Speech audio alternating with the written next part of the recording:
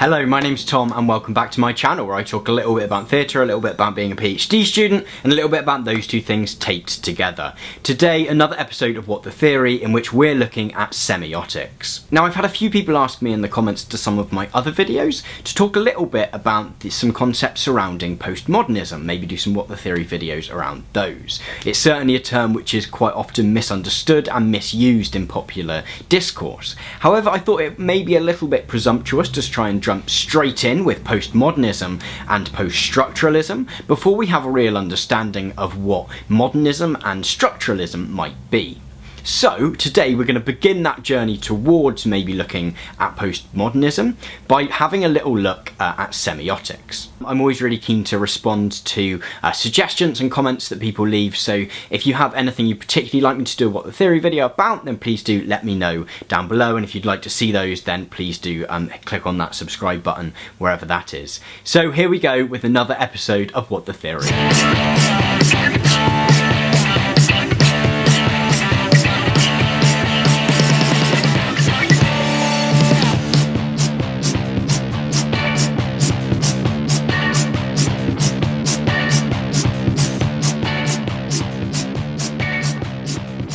Semiotics is, in short, the study of signs, and in the humanities, like those things that stand by the sides of roads, we use the term sign to talk about something which stands in for something else. Examples of signs are many and multitude. For example, we might describe words as being signs, because when I write down the word dog and show it to you, it allows me to communicate the idea of a dog to you without me having to go out, find a dog and show it to you and point to it. A picture of a dog, whether a crude hand-drawn image on a piece of paper or a very realistic photograph, is also a sign because it's evoking the idea of a dog without there actually being a dog present. We could also describe physical actions as being signs. So for example, if I was to use my years of experience in the theatre to mime being a dog by barking and maybe sticking out my tongue, we could also describe that as a sign. And it doesn't just work for concrete nouns but abstract ones too. If I were to try and describe the complex feelings of anger that build up in me every time I see you, I might use the words "I hate you" to describe that, either by saying them or writing them down on paper. As such, I'm able to describe to you those feelings that I'm feeling without having to make sure you're feeling them as well, although you might if I say that I hate you. Me throwing a punch at you could also be quite a clear sign that I hate you as well. Finally, we can also point to some examples of signs which exist in nature. For example, if we see smoke rising from a forest, it's a pretty good sign that there is some fire happening within that forest somewhere. Likewise, if there's puddles on the floor, that's a pretty clear sign that it has been raining. Now, the granddaddy of modern semiotics is Ferdinand de Saussure, who in 1916 had a volume of work posthumously published called The Course in General Linguistics. In it, he introduces this concept of the sign and suggests that it has two elements to it: the signifier and the signified. So the signifier is the thing that does the standing in for something else. The word dog, either written down or said, for example, the words "I hate you" or that punch which I'm definitely not going to throw at you. By the way, depending on who is watching this, I probably don't actually hate you. I'm not even really sure why I chose hate as an example there. The signified is the thing or idea that the person trying to communicate is trying to evoke. So for example, a four-legged animal which wags its tail and barks, which we often call a dog, or that complex a mixture of emotions that we commonly describe as hate. Now, this may seem very, very pedantic, but Saussure lays it out in writing in order to communicate the idea that there's often no inherent link between the signifier and the signified.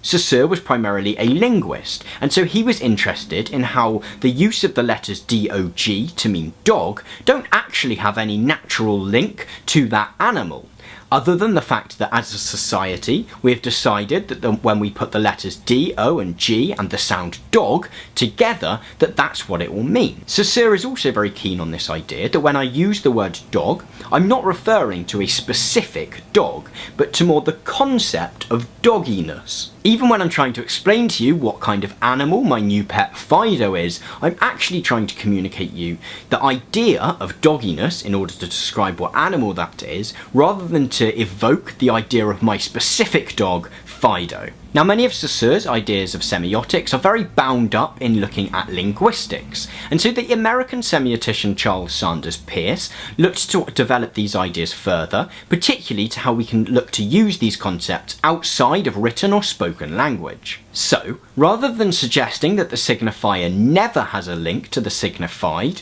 which, once we begin to look beyond language, becomes slightly more contestable, Peirce suggested that there is actually a number of different ways in which signifiers sometimes link to signifieds. Although later in his career he was to expand upon these greatly and then also retract that expansion, Peirce puts out that there are mainly three different kinds of sign: an icon, an index, and a symbol. An icon is anything with a physical resemblance to the idea or thing that it's trying to evoke. My drawing of a dog, for example, or photograph of a dog, has an inherent link to a dog itself, as it physically resembles that thing. An index is a sign which has a link to the thing that is being evoked by direct relation. So to look back at my earlier examples of smoke coming from fire and puddles coming from rain, both of those are good examples of indexes, because we know that there is a causal link between the presence of puddles or rising smoke and fire and rain. We can also use the term index to describe signs which require a direct link in order to make complete sense. The word me, for example, doesn't mean an awful lot until we know who's saying it. When I say the word me, it means something different to when you say the word me. Finally, we have a symbol. A symbol is something which has no relation between the signifier and signified, other than the fact that we have decided as a society that those two things should be linked. Language is a great example of this.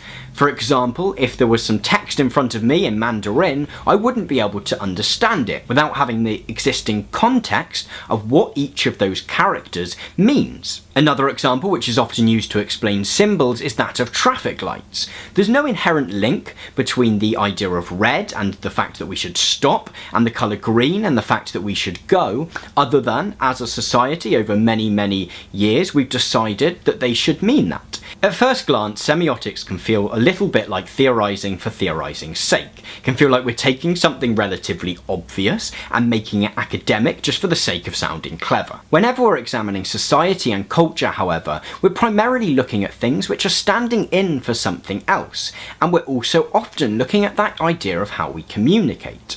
And so understanding how meaning is made through communication is really important, and being able to distinguish between what signs and what meanings have a direct link to the thing they're referring to and which are purely socially constructed becomes a really useful concept. Particularly with those signs which don't have an inherent link to the thing which they're referring to, there's often a deep politics to why one thing might come to mean another, as well as the fact that in an increasingly mediated age, we often see a growing gap between a sign and the thing that it's referring to.